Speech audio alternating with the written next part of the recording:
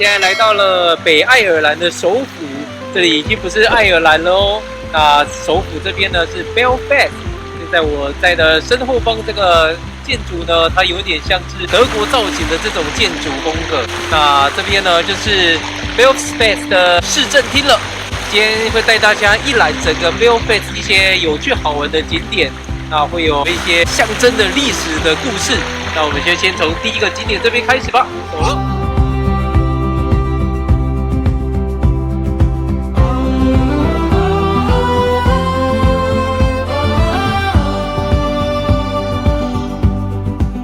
一走進來市政廳呢，就看到非常大氣的花崗岩石。哇，這個中庭這邊，這個就是剛剛在外面拍的那個圓頂的地方，跟之前在德國看到的一些建設還蠻相似的。在 Belfast 這邊的市政廳呢，它是完全免費開放的。如果你有想要更進一步的了解，看一下市政廳的內部，它周一到周五呢，1點、2點、3點都有免費的 tour。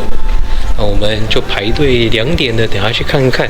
後方這邊有一些展覽，展示了一些大英皇朝的歷史文物。剛剛有提到會帶大家去看一下這邊的歷史傳奇的故事，最主要的就是這個啦，鐵達尼號。當初工業革命剛起源的時候，Belfast 這邊是一個非常大的造船廠。最有名的鐵達尼號就是在這邊建造而成的。等下也會帶大家去看一下鐵達尼號的紀念碑。這顆球中球呢，也是 Belfast 的一個市政地標。開車進來的時候，就常常經過這一座球中球，它就在高速公路的旁邊。在市政廳這邊還蠻多的展廳可以參觀的。現在已經來到了14廳了。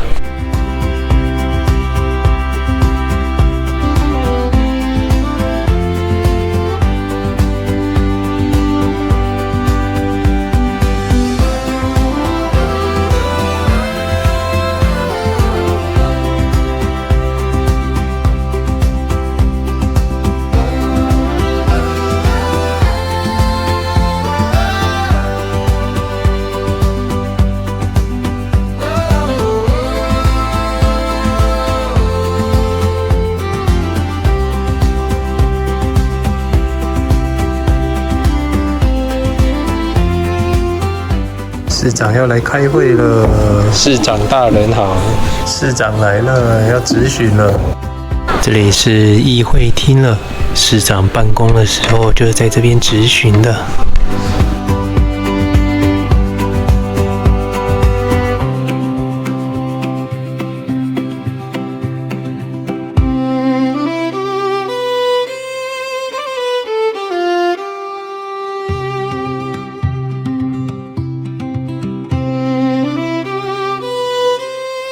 這一間最大的呢，就是宴會廳，一般啊有舉行一些晚會啊、香檳舞會啊，還是畢業典禮，都可以來這邊使用市政廳的這個宴會廳。這邊非常大的一個廣場，據說可以容納400多個人。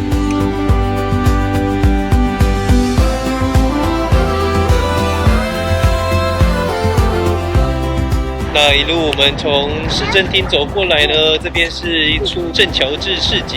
不過這個市集呢，它是只有在週末、星期5、6日的時候才有開放營業的。所以大家如果有在週末的時候來到北愛爾蘭，不妨也來這個市集裡面找尋一下當地的小吃吧。那我們再繼續往河岸的方向走。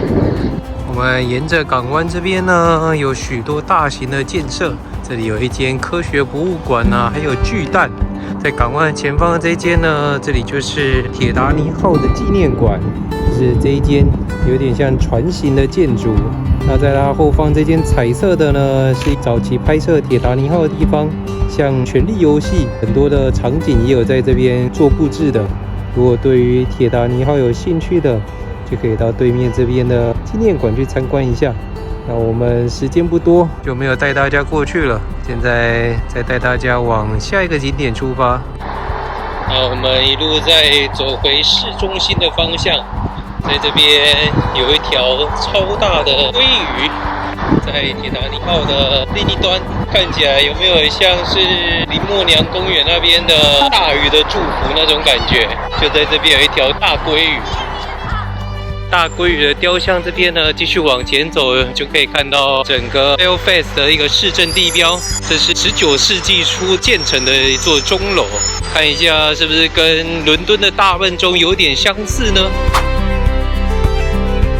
我們現在開車上來 Belfast 的山上了，這邊呢是一個制高點，可以眺望整個 Belfast。那在上面這邊呢，就是城堡的地方了。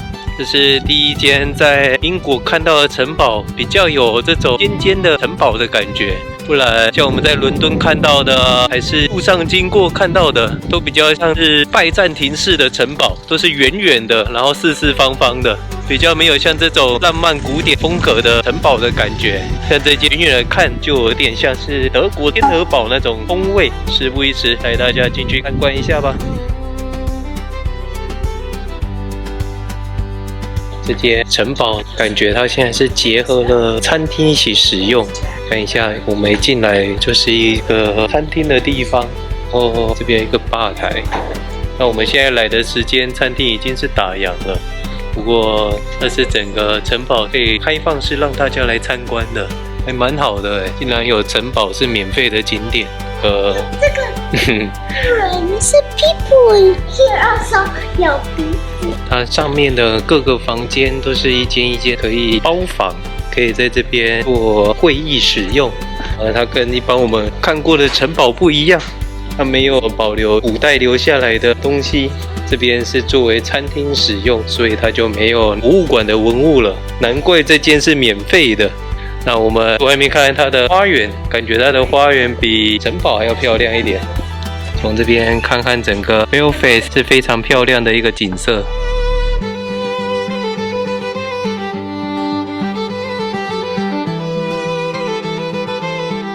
它的地下室別有洞天，如果你要了解一下城堡的歷史，就可以來地下室這邊看看。前往花園呢，一樣是從地下室這邊就可以前往花園了。